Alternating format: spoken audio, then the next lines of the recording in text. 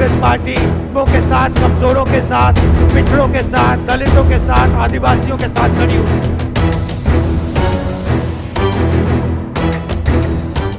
कांग्रेस नेता राहुल गांधी भारत जोड़ो यात्रा के बाद अब भारत न्याय यात्रा शुरू करने जा रहे हैं। ये यात्रा पूर्व से पश्चिम यानी मणिपुर से मुंबई तक होगी। ये यात्रा 14 जनवरी से 20 मार्च तक चलेगी। यानी 2024 के लोकसभा चुनाव का प्रचार राहुल गांधी इसी यात्रा के जरिए करेंगे। करीब 10 हफ्ते की इस यात्रा में राहुल को 6200 किलोमीटर का सफर तय करना है। मणिपुर से लेकर महाराष्ट्र तक लोकसभा की कुल 355 सीटें हैं और फिलहाल कांग्रेस के पास इस इलाके में महज 14 सीटें हैं। सहयोगी दलों को जोड़ भी ले तो इंडिया गठबंधन के पास अभिन्न राज्यों में केवल 67 सीटें हैं।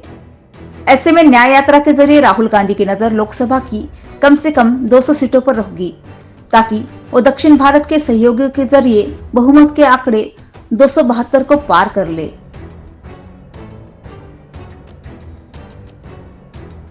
राहुल गांधी न्याय यात्रा के जरिए 14 राज्यों की 200 सीटों पर फोकस करेंगे। राहुल गांधी न्याय यात्रा के जरिए 14 राज्यों की 200 सीटों पर फोकस करेंगे।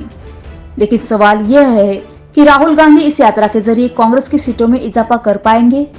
लोकसभा में कांग्रेस के सांसदों की संख्या 3 अंकों तक पहुंचाना अभी भी राहुल गांधी के लिए बड़ी चुनौती है। कर्नाटक और तेलंगाना में सरकार बनने के बाद कांग्रेस के नेता दावा करते हैं कि इन राज्यों में मिली सफलता की सबसे बड़ी वजह राहुल गांधी की भारत जोड़ो यात्रा है। हालांकि इस यात्रा के बावजूद कांग्रेस राजस्थान, छत्तीसगढ़ और मध्य प्रदेश में चुनाव हार गई। इसका जवाब किसी कांग्रेसी नेता के पास नहीं है।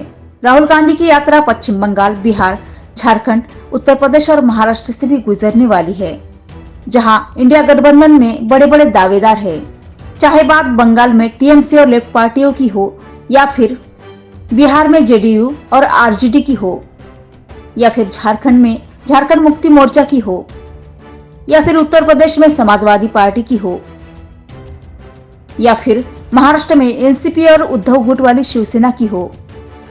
यहाँ पर कांग्रेस को इन्हीं दलों से सीट शेयरिंग करनी है और ऐसे में यात्रा के जरिए राहुल गांधी कांग्रेस का बेस तो शायद मजबूत कर लेंगे, लेकिन कांग्रेस की बढ़ती ताकत से गठबंधन तो कमजोर पड़ ही जाएगा। Bureau report, QYU network.